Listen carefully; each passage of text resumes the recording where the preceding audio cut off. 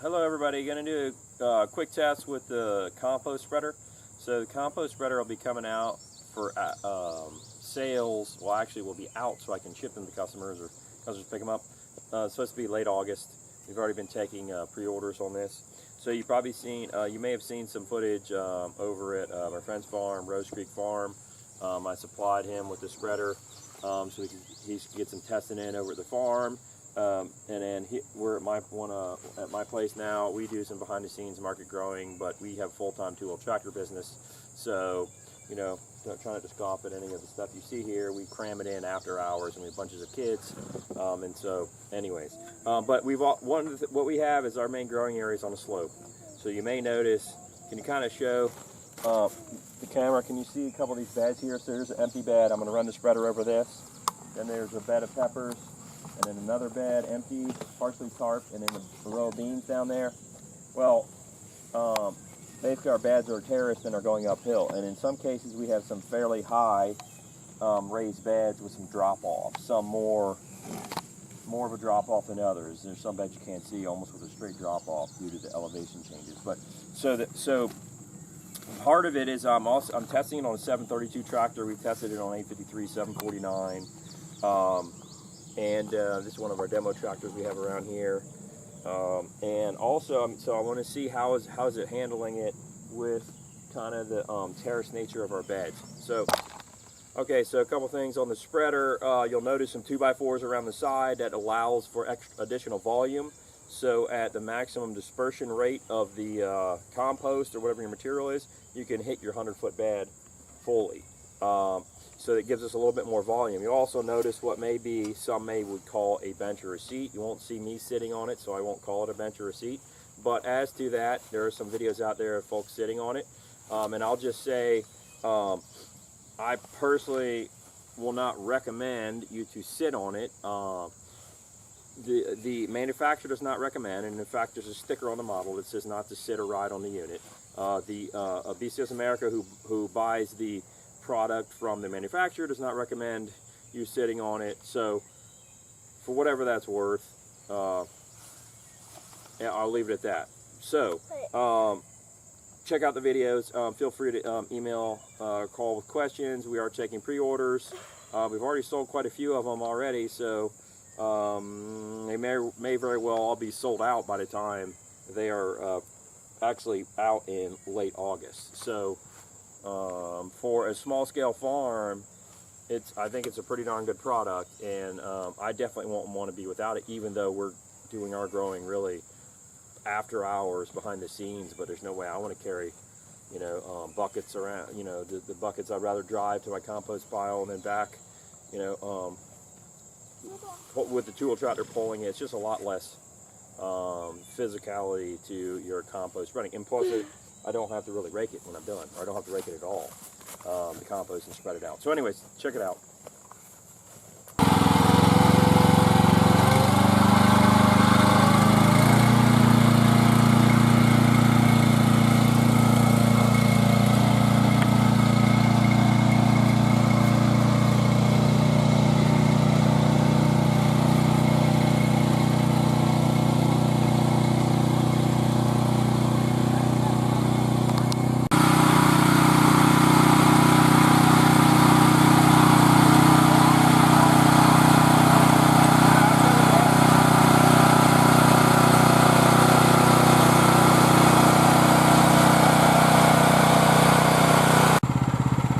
So I didn't mention the tractor. I did mention we're running on 732 tractor. I've got some really big old fat balloon tires that I like to run on this model.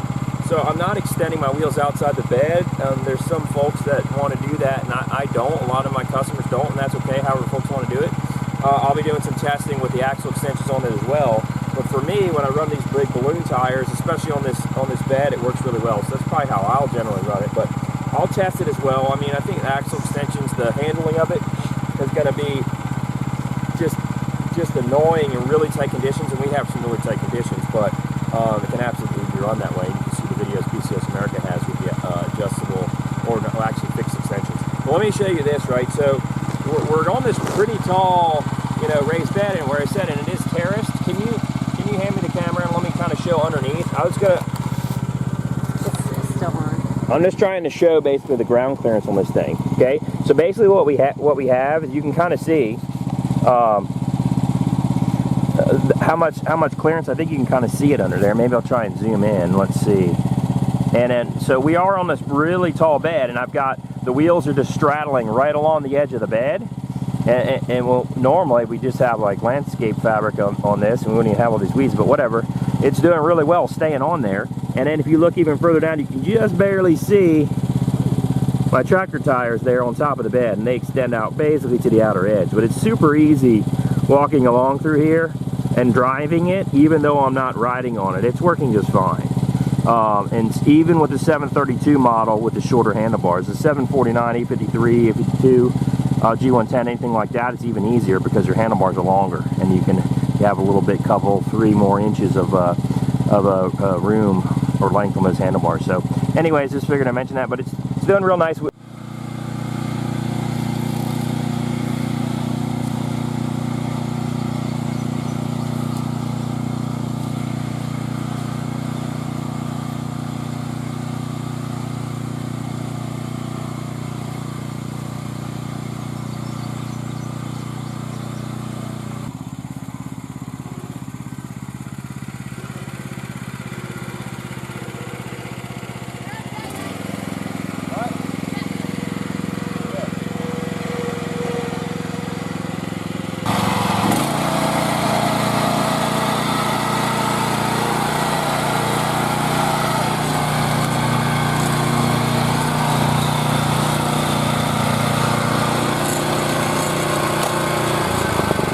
One thing that's really helpful, if you have any slopes, if you're completely flat ground, not a big deal, but like right now there's a little bit of slope back this way.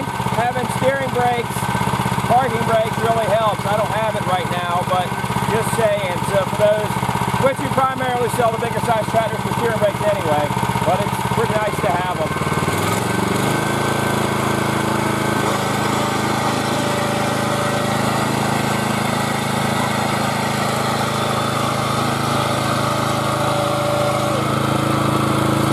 You may be able to see right here, as I can kind of point you, tire of course, and then right down there is a steep edge, and I'm going to try and, Abigail, watch out sweetie, I'm going to try and navigate without this tire falling off. We'll see how it does. Most of our beds are not that steep there, but we have a handful that are, so anyway, here we go.